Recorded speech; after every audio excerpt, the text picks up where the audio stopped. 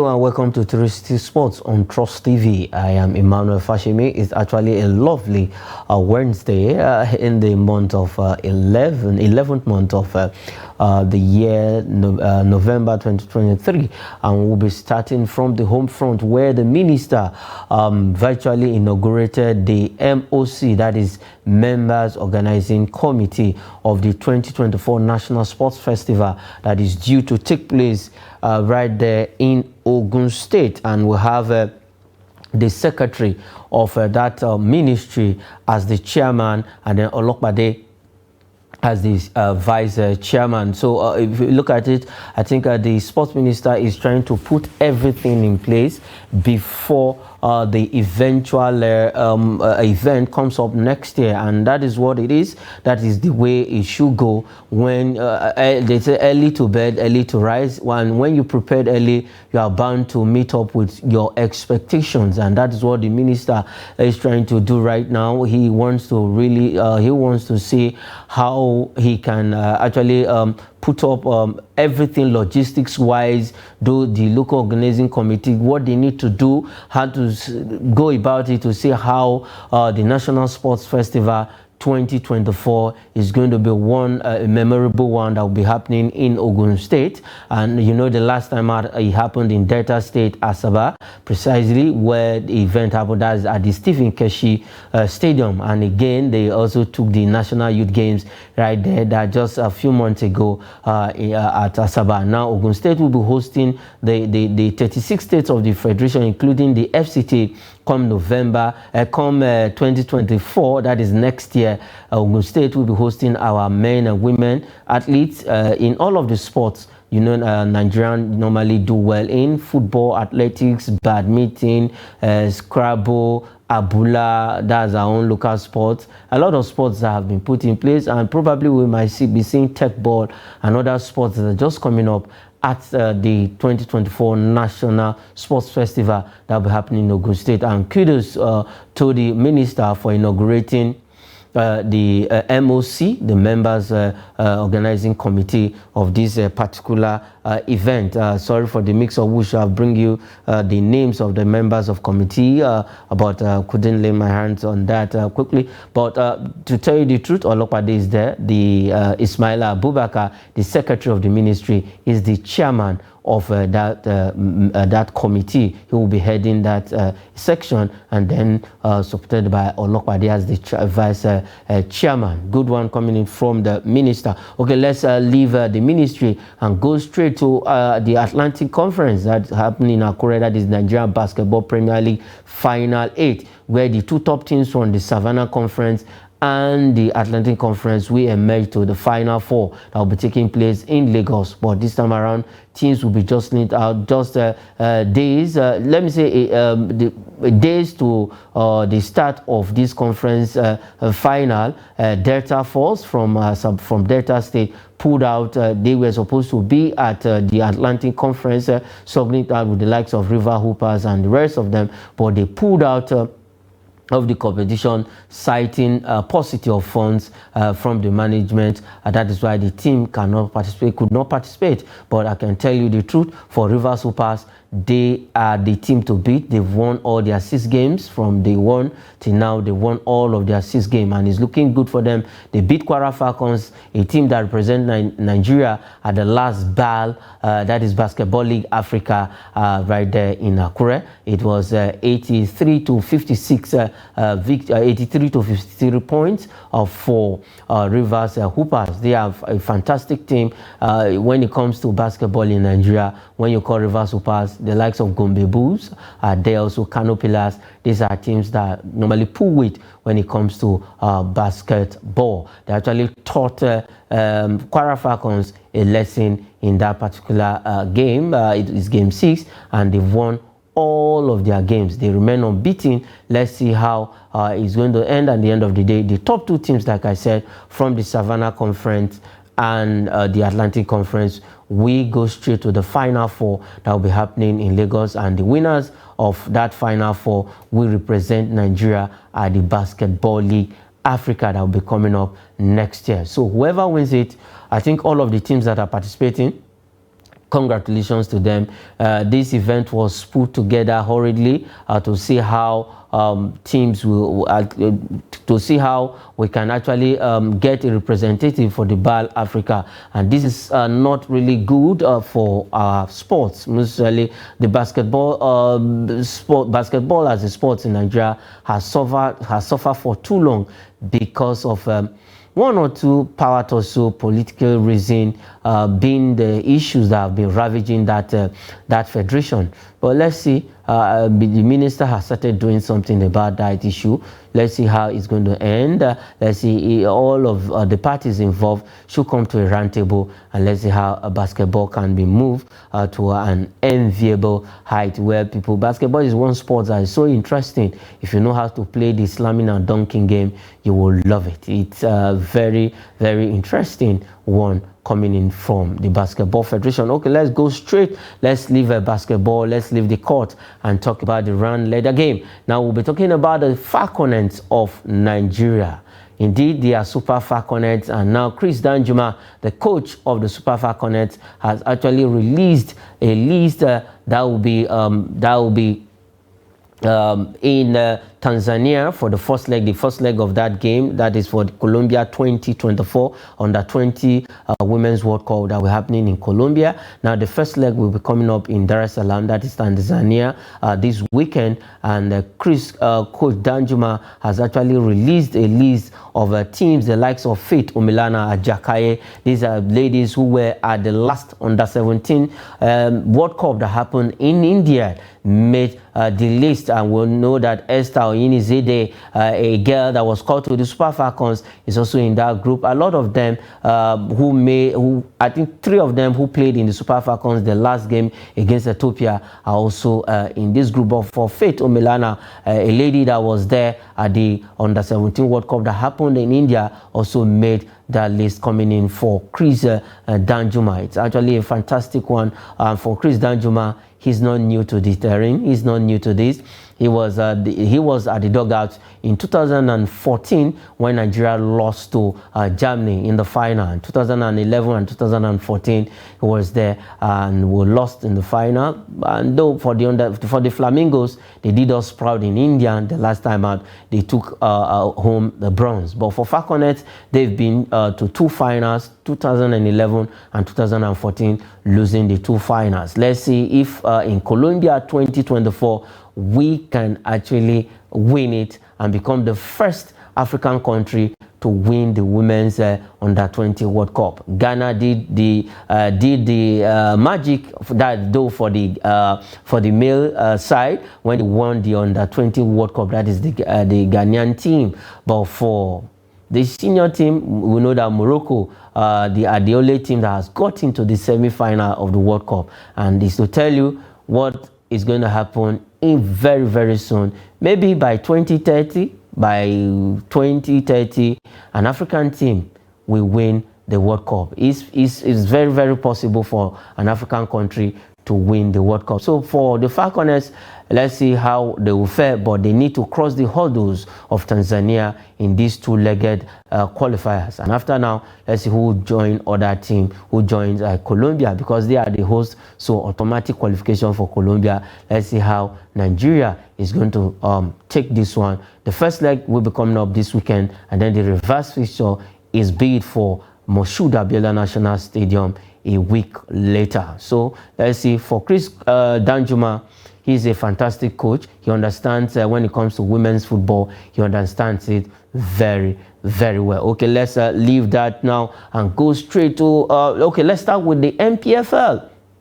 We have a fixture in the MPFL this evening, and it's looking good for the MPFL. We saw how match day 7 went. We had 2 away wins and almost 6 draws, 6 home wins in match day 7. Fantastic one for MPFL because it's our own league and we must talk about it. And we've seen how teams have been faring in the new season, match day 7 over the weekend, and interesting games. We know we had 2 derbies, one in Gombe and the other one was in Enugu. That is the Oriental Derby.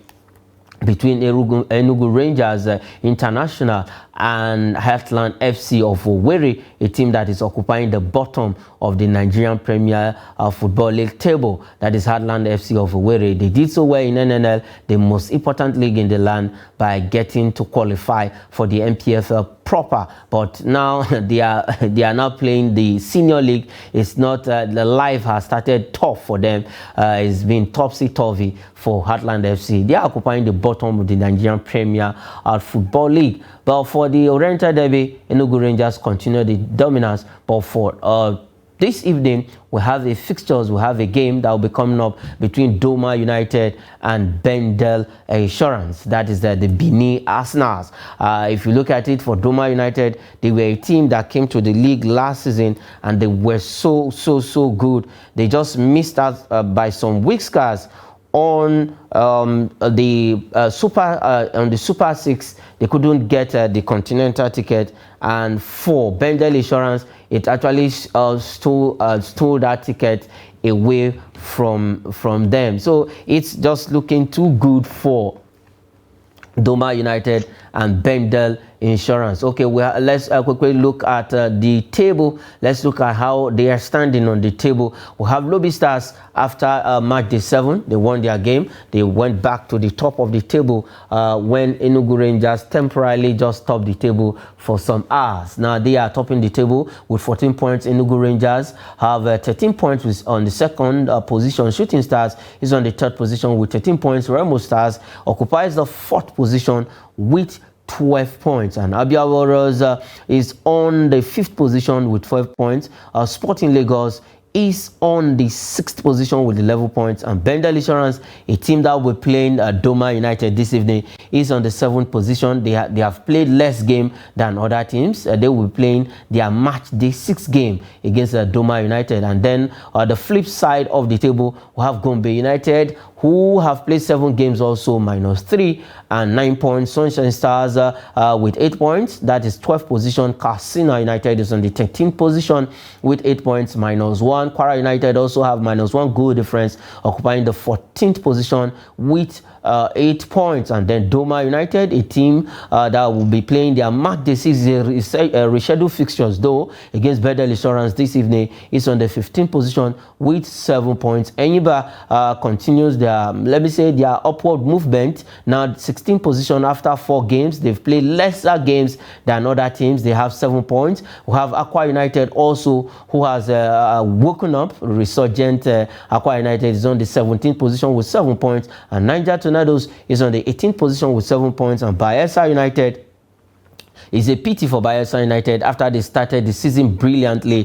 They are on the 19th position with 6 points, and Heartland FC continue to remain at the land of the 20th position in the Nigerian Premier Football League. So, but for this evening fixture, it's going to be a cracker right there at the Pantamin Stadium in Gombe State. We look forward to that fixture. We know these two teams, they did so well in NLL, and now they will be meeting again in the Nigerian Premier League. Okay, let's leave the shores of Nigeria and go straight to Europe. There were actions in the UEFA Champions League match day 4. Fantastic result. And one surprising result happened on the 9th. Well, Xavi has frowned at that result because it was actually not expected. Barcelona losing to Shakhtar Donetsk, a team for Ukraine. 1-0 it ended, and Xavi said, no, we must stop this kind of conceding goal and then not consistent. When we say consistency for Barcelona, they have not actually been consistent this season. Sometimes they play so well, sometimes they do so bad. Okay, we have the result right on your screen. Atletico Madrid. Well, Atletico Madrid, they beat the Celtic champion, Celtic from Scottish, that is the Scottish champion, 6-0 at the Wanda Metropolitano Stadium. 6-0 it ended, and Lazio pipped Feyenoord from Dutch, that is from Netherlands, 1-0, and Borussia Dortmund beat Newcastle United 2-0. And for Eddie Howe, he said they are not really good enough for the UEFA Champions League.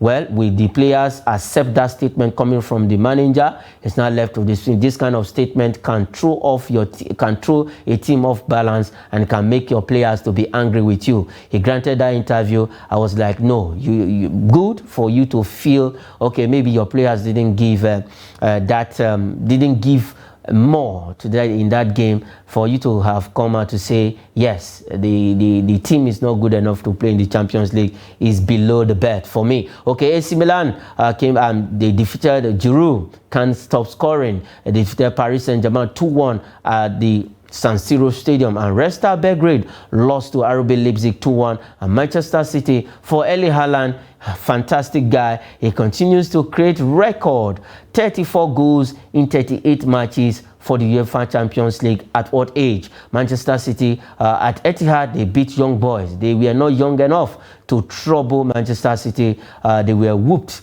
trashed 3-0 at Etihad. Shakhtar Donetsk beat Barcelona 1-0. FC Porto defeated Royal Antwerp up 2-0 at home. Like I said, in the UEFA Champions League, it has been it's match day 4, and teams have been doing so well when it comes to these the Champions League. And for Manchester City, they are the defending champions. I can just let me break the news to you that they've made it to the knockout round of the UEFA Champions League. They've won all of their 4 games. Now, 100% record. 4 games, 4 wins, 12 points in the bag. So, if they lost the remaining 2 games or thereabout, they've already qualified. With the points they have now, they've already qualified to the knockout rounds of the UEFA Champions League. Now, the question that people are asking is it that Manchester City, can they actually defend the title they won last season? Real Madrid did it. They did it back-to-back. They won it 1, 2, 3. Can Manchester City replicate that? You know, the Champions League is not meant for the boys, according to some of the sports pundit. Is not meant for the boys. And you know, for Manchester City, they were, some people say they were lucky to beat Inter Milan to lift that trophy, but I don't believe that it was luck. They actually prepared for that particular final, and they lifted that trophy with Pep Guardiola. So for tonight, fixtures will be coming up in other groups, and one team who has been struggling since the beginning of the season will be in action. And I know someone who supports that team right now is looking at me from the screen. Okay, let's look at the fixtures that will be coming up in the UEFA Champions League tonight. In Group A, we have Bayern Munich. Bayern Munich, the German machine, will be at home at the Allianz Arena against Galatasaray from Turkey, and FC Copenhagen of Denmark we welcome Manchester United. The first leg, we know the drama that happened. People say Onana is back, has rediscovered his form himself, and one man who the fans hated so much, not because of maybe one thing or the other. He loves to score own goal. Out of the okay, now he has scored about let me say 9 goals thereabout. Out of 9 goals, 7 are own goals for Manchester United. He was the man of the match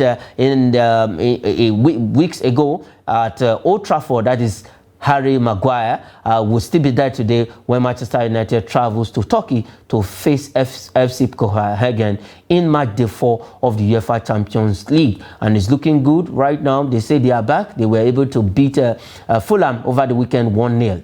Now, going straight, the first leg ended 1-0 in favor of Manchester United at Old Trafford, courtesy of Harry Maguire's header from a corner kick.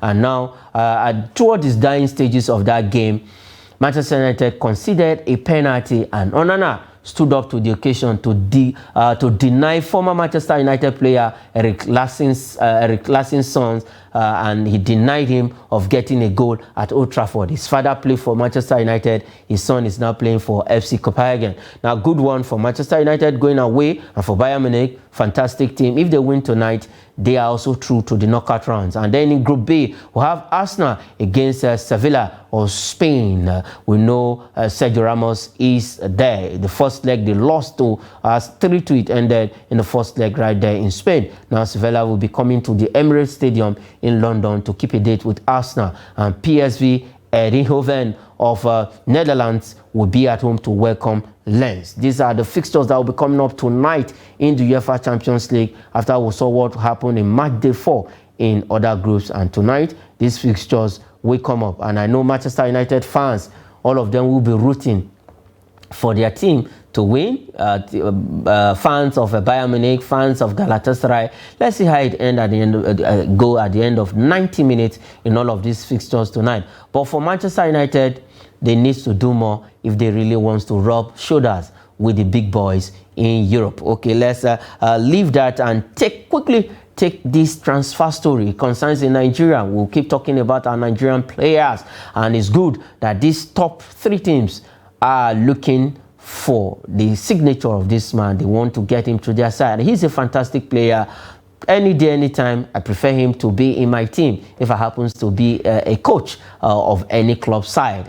No other person than Wilfred Ndidi. The likes of Tottenham, Newcastle United, and Aston Villa are keen on signing Wilfred Ndidi to join them. We know he's playing with Leicester City right now because they are playing in the championship. They got relegated last season, but to tell you the truth, they are topping the league table. That is the championship table, and they want to bounce back to the English Premier League proper. So for Wilfred Ndidi, these 3 teams are keen on of getting his services. We know by January he will be with the Super Eagles at the Nations Cup that will happen in Cote d'Ivoire. So let's see if he's going to make that move at the end of the season or in January's transfer, where he will be playing the Nations Cup with the Super Eagles of Nigeria. Okay, that is where we'll leave it on the show 360 Sports on Trust TV.